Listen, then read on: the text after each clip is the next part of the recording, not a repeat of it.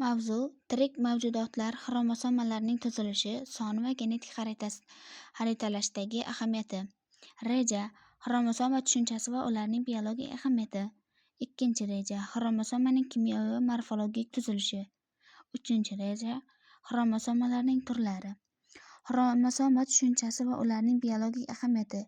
Xromosomalar bu hujayra yadrosi joylashgan irsiy axborotni, genlarni saqlovchi va avloddan avlodga uzatuvchi tuzilma hisoblanadi. Ular bo'linishi vaqtida aniq ko'rinishga ega bo'lib, organizmning rivojlanish belgilarini shakllantirishda muhim rol o'ynaydi. Xromosomalar irsiy belgilarni saqlaydi, o'sish va rivojlanishni boshqaradi, avlodlar o'rtasida genetik barqarorlikni ta'minlaydi.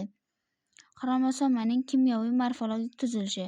Kimyoviy tuzilishi: xromosomalar xromatin moddasidan tashkil topgan bo'lib, u quyidagilardan iborat: DNK, dezoksiribozanuklein kislota genetik axborot tashuvchisi, giston oqsillari DNKni zich joylashga yordam beradi.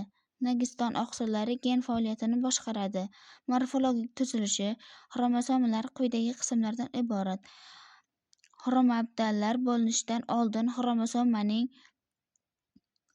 bir xil qismi, sentromera xromatidlarning birlashuv qismi, yelkalari qisqa va uzun yelka, telomeralar xromosomalar uchlarini himoya qiluvchi cho'zilma. Kation tushunchasi va uning ahamiyati. Kariotip bu organizm xromosomalarining soni, shakli va o'lchami majmuasi. Kariotiplarning ahamiyati turlarni aniqlashda, genetik kasallarni, masalan, Down sindromini aniqlashda, evolyutsion bog'liqliklarni o'rganishda. Genetik xaritalash tushunchasi.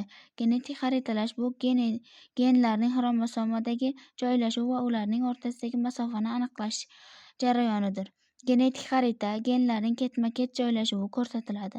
Masofa rekombinatsiya foizini aniqlaydi. O'lchov birligi sentimorgan. Xulosa qilib aytganda, xromosomalar tirik organizmlarning irsiy axborotini asosiy tashkil etib, ularning tuzilishi, soni va joylashuvi genetik barqarorligini ta'minlaydi. Genetik xaritalash esa xromosomalar orqali genlarning joylashuvi va o'zlari bog'liqligini aniqlab, biologik, tibbiyot va qishloq xo'jaligida muhim umumiy ahamiyat kasb etadi. E'tiboringiz uchun rahmat.